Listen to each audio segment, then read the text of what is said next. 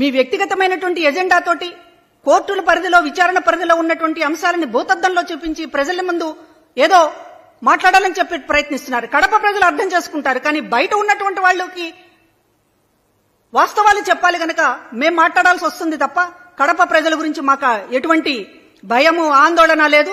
వాళ్ళు ఇట్లాంటి కుట్రల్ని ఎన్నో చూశారు. కాకపోతే స్వయంగా షర్మిల గారు కూడా ఈ కుట్రల్లో భాగం కావడం, పావుగా మారడం అనేటటువంటిది ప్రజలు జాలి పడుతున్నారు.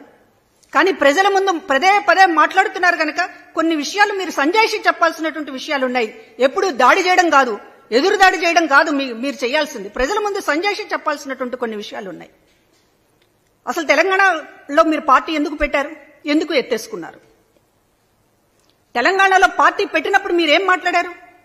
తెలంగాణనే నా గడ్డ అన్నారు. అవసరమైతే ఆంధ్రప్రదేశ్కు వ్యతిరేకంగా కూడా నీటి విషయంలో కొట్లాడతానని అన్నారు.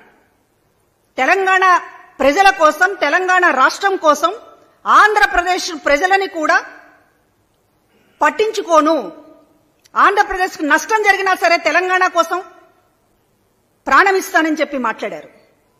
అక్కడ పార్టీ పెట్టారు. అక్కడ కార్యకర్తల్ని, నాయకుల్ని నిండా ముంచారు. ఉన్న పళంగా కాంగ్రెస్ పార్టీలో విలీనం చేశారు. కనీసం కాంగ్రెస్ పార్టీ మిమ్మల్ని చుట్టపు చూపుగానైనా ఎన్నికల ప్రచారంలో పాల్గొనని అడగలేదు. మీ దగ్గరకు వచ్చి ఒక కనీసం మీ సహకారం కోరలేదు. పోనీ ఎన్నికల్లో గెలిచిన తర్వాత మీరు చెప్పుకుంటున్నారు నా వల్ల గెలిచిందని కనీసం ఒక థ్యాంక్స్ అనేటటువంటి ప్రకటన కూడా కాంగ్రెస్ పార్టీలో లేదు. ఇంత అవమానకరంగా చిన్న చూపుగా వ్యవహరించినా కూడా మీరు కాంగ్రెస్ పార్టీని విలీనం చేశారు. సడన్ గా ఆంధ్రప్రదేశ్లోకి ల్యాండ్ అయ్యారు. ఇక్కడ పార్టీ పెట్టారు. ఇక్కడ కాంగ్రెస్ పార్టీకి అధ్యక్షురాలయ్యారు. ఇవాళ తెలుగు ఆంధ్ర గడ్డ గురించి ఈ రోజు మాట్లాడుతున్నారు. కడప బిడ్డ అంటూ మాట్లాడుతున్నారు. ఆ రోజు ఎందుకు మీరు ఆంధ్రప్రదేశ్ ప్రజలకు వ్యతిరేకంగా నిలబడాలని ఆ రోజు ఎందుకు అనుకున్నారు? ఈ రోజు లేదు అదంతా తూచి రాజకీయాల్లో ఇంతగా చంద్రబాబుని ఇప్పటిదాకా చూసాం మేము ఊసరవెల్లిగా. ఏ విషయానైనా ఆయన యూటర్న్ తీసుకుంటారు, మోడీ గారిని తిడతాడు, మళ్ళీ మోడీ గారిని చంకనెత్తించుకుంటాడు. ఇవన్నీ కూడా చంద్రబాబుని ఇప్పటిదాకా మాకు తెలిసినటువంటి రాజకీయం, ఊసరవెల్లి రాజకీయం. కానీ ఇవాళ మీరు చేస్తున్నది ఏంటి? ఇన్ని యూటర్న్లు మీకు అప్పుడే ఏం అవసరమవుతున్నాయి? ఎందుకు అవసరమవుతున్నాయి? ప్రజల ముందు దీనికి వివరణ ఇవ్వాలి కదా. ఒక సభలో అన్న దీనికి వివరణ మాట్లాడకుండా హత్య రాజకీయాలు, లేకపోతే వ్యక్తిగతమైనటువంటి మీ బాధలు ఇవి చెప్పుకుంటున్నారు. సరే, మీరు చేసినటువంటి రాజకీయానికి సంజాయిషి కనీసం వివరణ ప్రజల ముందు ఇవ్వాల్సినటువంటి బాధ్యత మీకు ఎప్పుడూ అనిపించడం లేదా? 4 మాటలు ఎదురుదాడిగా మాట్లాడేయడం, జగన్ గారి మీద ఉన్నటువంటి కోపము, లేకపోతే రాజకీయంగా ఏమీ దక్కలేదనేటటువంటి బాధ వ్యక్తం చేస్తున్నారు పదే. కానీ మీరు యూటర్న్లు తీసుకోవడం వెనుక ఏంటి రీజన్? కాంగ్రెస్ పార్టీని ఆ రోజు మీరు తిట్టారు. కాంగ్రెస్ పార్టీ రాష్ట్రానికి అన్యాయం చేసిందన్నారు. ఇప్పుడు న్యాయం చేసింది అనేటటువంటిది మీరు ఎందుకు భావించాల్సి వస్తుంది? ప్రత్యేక హోదా ఇవ్వకపోవడానికి కారణం మెయిన్ విలన్ కాంగ్రెస్ పార్టీని అని ఆ రోజు మీరు మాట్లాడారు.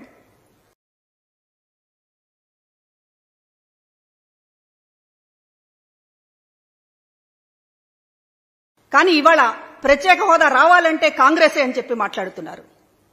ఈ యూటర్న్ల వెనుక మీ ఉద్దేశం ఏంటి? అసలు మీరు ఏం రాజకీయం చేయదలుచుకున్నారు అనేటటువంటిది ప్రజల ముందు ఒక్కసారైనా సరే వివరణ సంజాయిషి చెప్పండి దయచేసి. అంతే తప్ప ప్రతిసారి రాజకీయమే చేస్తాం. ఇప్పుడేమో అవినాష్ రెడ్డిని హంతకుడు అంటున్నారు. అవినాష్ రెడ్డి మీద దానికి కేసు విచారణలో ఉంది. నిజానిజాలు ఏమిటి అనేటటువంటిది ఇంకా తేలలేదు. మీరు కొన్ని అభిప్రాయాలను పట్టుకుని ఎవరైతే హంతకులు ఉన్నారో, ఎవరైతే వివేకానంద రెడ్డికి సంబంధించినటువంటి ఆయన ఓడించాలని, ఆయన రాజకీయాల్లో లేకుండా చేయాలని ప్రయత్నించారో వాళ్ళందరితో చేతులు కలుపుతా ఉన్నారు. మరో పక్కన అవినాష్ రెడ్డిని హంతకుడు అనేటటువంటి ముద్ర వేస్తున్నారు. ఎన్నికల సమయంలో ఒక మనిషిని, ఒక అభ్యర్థిని పట్టుకుని ప్రూఫ్స్ లేకుండా నిరాధారంగా హంతకుడు అనేటటువంటి ముద్రతోటి రాజకీయం చేయడం అంటే ఇది ఎంత పతనమైనటువంటి రాజకీయమో మీకు అర్థం కావడం లేదా?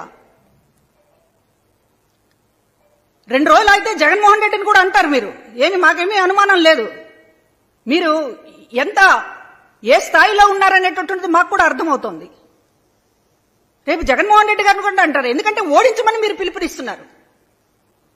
షర్మిల గారు, సునీత గారు జగన్మోహన్ రెడ్డి గారిని ఓడించండి అని పిలుపునిస్తున్నారు. అటు చంద్రబాబు ఎజెండా అయినా, అటు కాంగ్రెస్ పార్టీ ఎజెండా అయినా, బీజేపీ ఎజెండా అయినా, జనసేన ఎజెండా అయినా జగన్మోహన్ రెడ్డి గారు అధికారంలో ఉండకూడదు. జగన్మోహన్ రెడ్డి గారిని ఓడించండి అనేటటువంటి ఏ కారణం లేకుండా, ఏ కారణం చెప్పకుండా, అసలు మీరు చేస్తున్నటువంటి రాజకీయం ఏంటో ప్రజల ముందు ఏ సంజాయిషి ఇవ్వకుండా జగన్మోహన్ రెడ్డిని ఓడించండి అని పిలుపునిస్తున్నారంటే మీ ఎజెండా ఏంటో ప్రజలకు తెలియడం లేదా?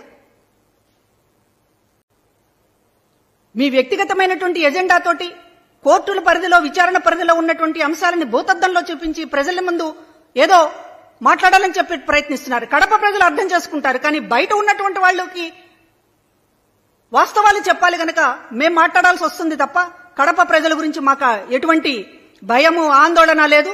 వాళ్ళు ఇట్లాంటి కుట్రల్ని ఎన్నో చూశారు.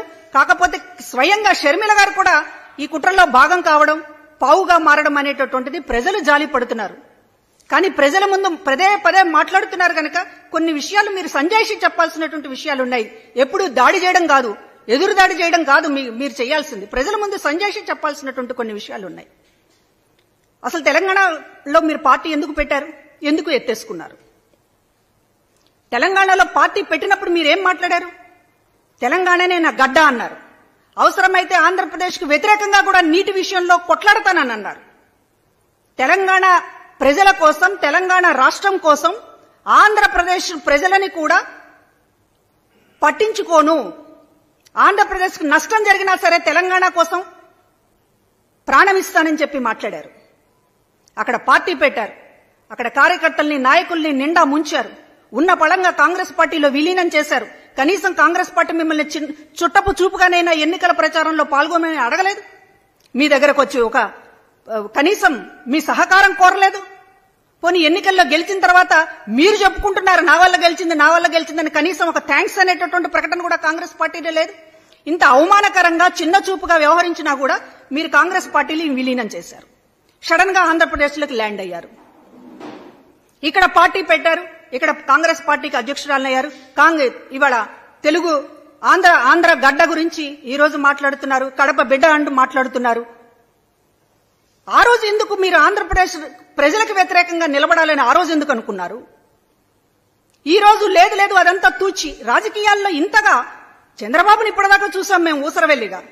ఏ విషయానైనా ఆయన యూటర్న్ తీసుకుంటారు, మోడీ గారిని తిడతాడు, మళ్ళీ మోడీ గారిని చంకనెక్కించుకుంటాడు.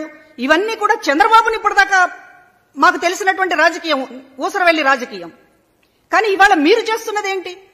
ఇన్ని యూటర్న్లు మీకు అప్పుడే ఏం అవసరం అవుతున్నాయి? ఎందుకు అవసరం అవుతున్నాయి? ప్రజల ముందు దీనికి వివరణ ఇవ్వాలి కదా. ఒక సభలో అన్న దీనికి వివరణ మాట్లాడకుండా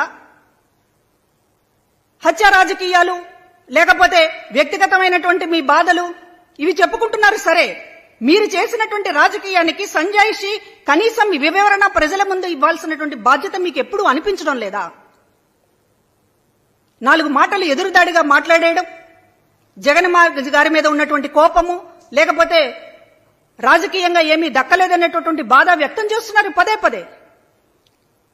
కానీ మీరు యూటర్న్లు తీసుకోవడం వెనుక ఏంటి రీజన్? కాంగ్రెస్ పార్టీని ఆ రోజు మీరు తిట్టారు. కాంగ్రెస్ పార్టీ రాష్ట్రానికి అన్యాయం చేసిందన్నారు. ఇప్పుడు న్యాయం చేసింది అనేటటువంటిది మీరు ఎందుకు భావించాల్సి వస్తుంది? ప్రత్యేక హోదా ఇవ్వకపోవడానికి కారణం మెయిన్ విలన్ కాంగ్రెస్ పార్టీని అని ఆ రోజు మీరు మాట్లాడారు.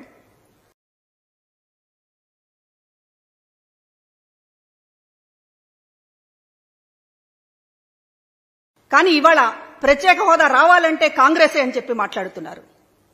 ఈ యూటర్న్ల వెనుక మీ ఉద్దేశం ఏంటి? అసలు మీరు ఏం రాజకీయం చేయదలుచుకున్నారు అనేటటువంటిది ప్రజల ముందు ఒక్కసారైనా సరే వివరణ, సంజాయిషి చెప్పండి దయచేసి. అంతే తప్ప ప్రతిసారి రాజకీయమే చేస్తాం. ఇప్పుడు అవినాష్ రెడ్డిని హంతకుడు అంటున్నారు. అవినాష్ రెడ్డి మీద దానికి కేసు విచారణలో ఉంది. నిజానిజాలు ఏమిటి అనేటటువంటిది ఇంకా తేలలేదు. మీరు కొన్ని అభిప్రాయాలను పట్టుకుని ఎవరైతే హంతకులు ఉన్నారో, ఎవరైతే వివేకానంద రెడ్డికి సంబంధించినటువంటి ఆయన ఓడించాలని, ఆయన రాజకీయాల్లో లేకుండా చేయాలని ప్రయత్నించారో వాళ్ళందరితో చేతులు కలుపుతా ఉన్నారు. మరో పక్కన అవినాష్ రెడ్డిని హంతకుడు అనేటటువంటి ముద్ర వేస్తున్నారు.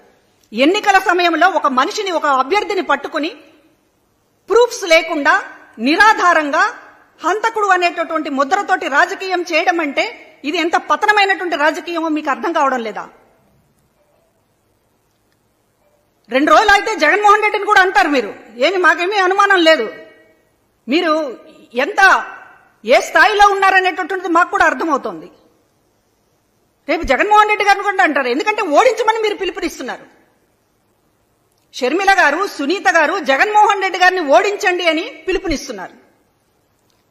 అటు చంద్రబాబు ఎజెండా అయినా, అటు కాంగ్రెస్ పార్టీ ఎజెండా అయినా, బీజేపీ ఎజెండా అయినా, జనసేన ఎజెండా అయినా జగన్మోహన్ రెడ్డి గారు అధికారంలో ఉండకూడదు. జగన్మోహన్ రెడ్డి గారిని ఓడించండి అనేటటువంటి ఏ కారణం లేకుండా, ఏ కారణం చెప్పకుండా, అసలు మీరు చేస్తున్నటువంటి రాజకీయం ఏంటో ప్రజల ముందు ఏ సంజాయిషి ఇవ్వకుండా జగన్మోహన్ రెడ్డిని ఓడించండి అని పిలుపునిస్తున్నారంటే మీ ఎజెండా ఏంటో ప్రజలకు తెలియడం లేదా? Please subscribe Telugu politics.